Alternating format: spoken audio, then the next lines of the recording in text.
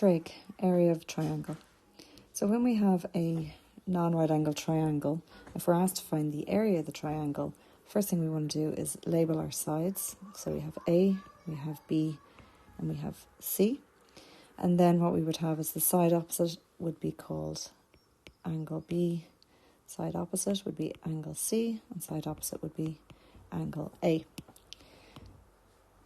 So if we're asked to find the area of a non-right angle triangle, our area formula is a half AB sine C. And this can be found on page 16 in our maths tables. So what that basically means is it's the side A multiplied by the side B multiplied by sine of the angle C. So you always have to have the included angle.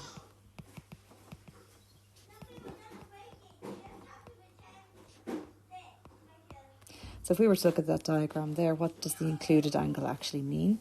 Well, it's the side A, so let me remove the side C, and let me remove the angle B. So can I do that? And if I remove the angle A there, then we can see a little clearer that C is the angle between the two sides A and B. So we say that is the included angle.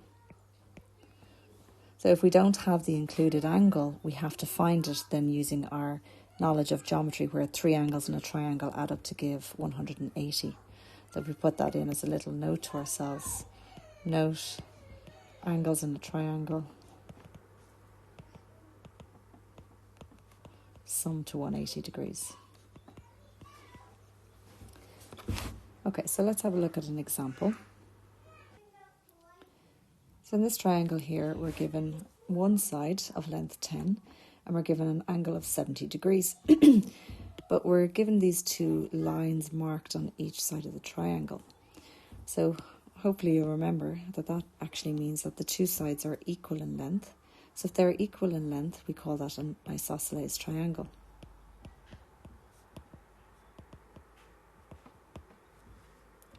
So an isosceles triangle has two equal sides, which also has two equal angles. So if I was to put a dot in here, these two angles here would be equal in size. But we don't need that information for this particular question because we're given the side 10. So therefore I can write down that the other side must also be 10. So that makes 70 the included angle. Now if not, and I was given this side down here, say for instance, then we would add, take 70 away from 180 and then divide by 2 to get the other two angles, and then we would have the included angle. So all I need to do then is sub into my formula. So if you want, you can label this as side A and side B, and that would be the angle C then. And then we write down our formula. Area equals a half AB sine C. So subbing our values in, we get a half, and I'm going to use brackets here because we're multiplying. So 10 multiplied by 10 multiplied by sine 70 degrees. Now we have to, of course, be careful here because we need to make sure that our calculator has to be in degrees. So check there is a D on the top of your calculator screen or a DEG, depending on which calculator you are using. Now the question I should have written down could be asked correct to 2 decimal places, nearest whole number, or in surd form. So depending on how the question is asking you to write your answer, you always must make sure that you're going to write your answer in the correct format. So I'm going to ask that you write the answer correct to 2 decimal places. So if I go back up to the question, we're going to say correct to 2 decimal places.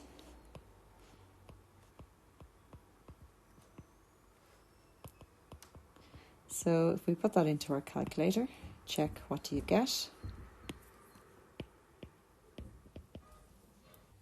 So we have 46.98, and we had no units given here in the question, so we weren't told it was 10 centimetres or metres or anything like that.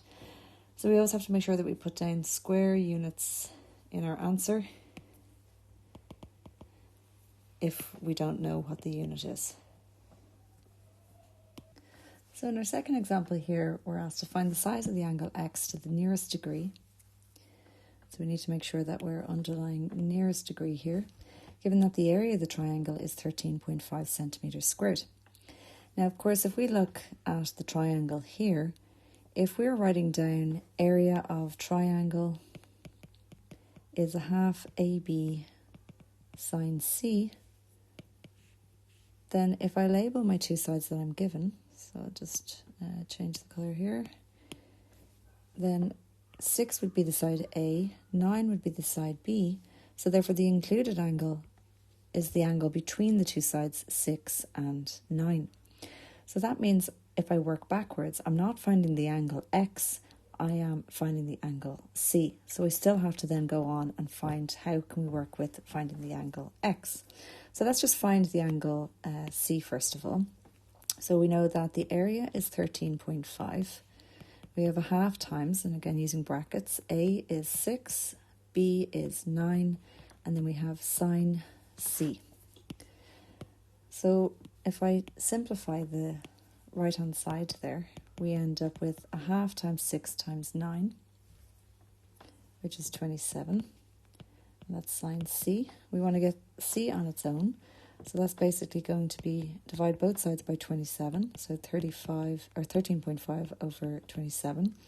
And therefore to get C on its own, I'm going to have to get sine inverse.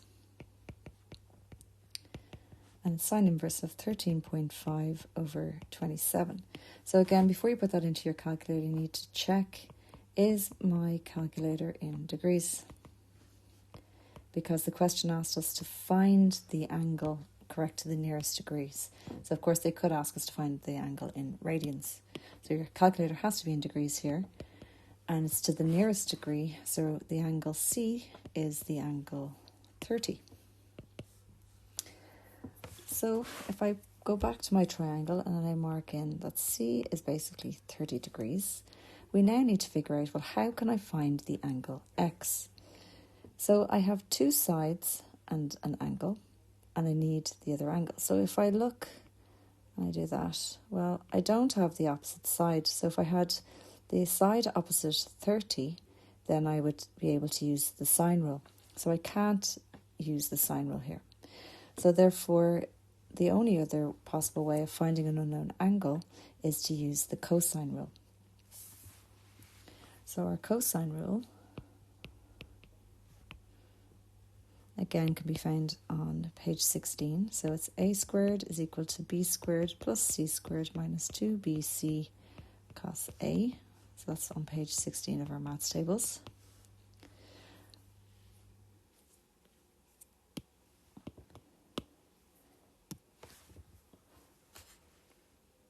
But we have to adapt this formula to the triangle we have. So I've already labelled my angle that I've just found 30 degrees as the angle C, which means the side opposite is the side C. So C is actually the unknown side, and we have angle C. So I'm just going to change and adapt this formula. So I'm making sure that you're all going to sub in the correct values into the correct place. So C squared is equal to A squared plus B squared minus 2ab cos C. So making sure that obviously this angle is opposite this side here. So subbing in our values, we have C squared is equal to 6 squared plus 9 squared minus 2 times 6 times 9 times cos 30 degrees. And again, before we put that into our calculator, we need to check, is my calculator in degrees?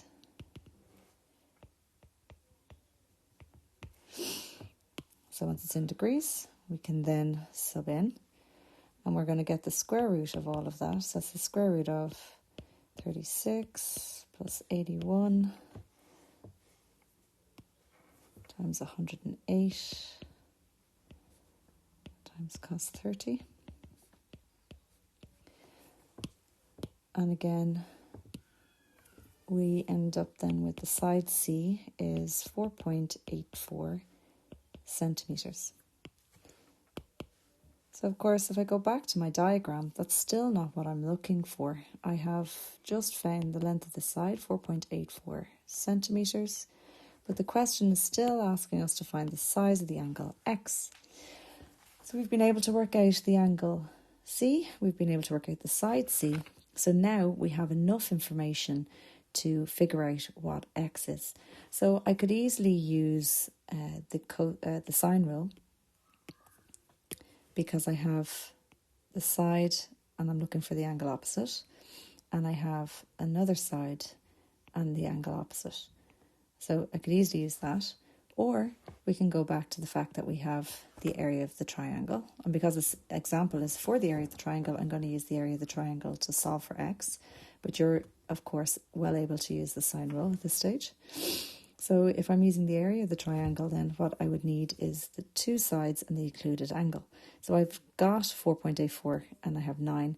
So that would make X my included angle, because it's the angle between the sides B and C.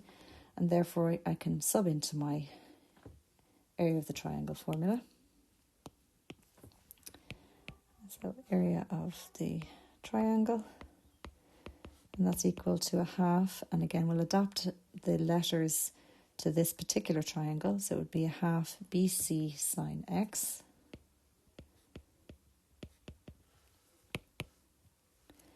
so page 16 in your maths tables, and then we sub in our values. So we have 13.5, we were told, of the area, 1/2 times B, so we have 9 times 4.84 times sine X. So if I simplify the right hand side there, I get 21.78 times sine X. So again, I want to get sine on its own. So just go on to the next page here. So that's sine X is equal to 13.5 divided by 21.78. And then I'm going to get sine inverse. So 13.5 divided by 21.78. And we have to give our answer correct to the nearest degree. So that gives me 38 degrees. So a nice little question that, because it gets you to use the area, cosine rule and sine rule, or area twice and cosine rule. Okay, so what I'm going to get you to do is go to page 247 in your book, and you're going to do question 1, 2, 3, 4, 5, part 1 and part 2. So I did part 3 there as your example. And then once you finish those questions, you'll go to the second video, which will be on arcs and sectors, because it's a double class.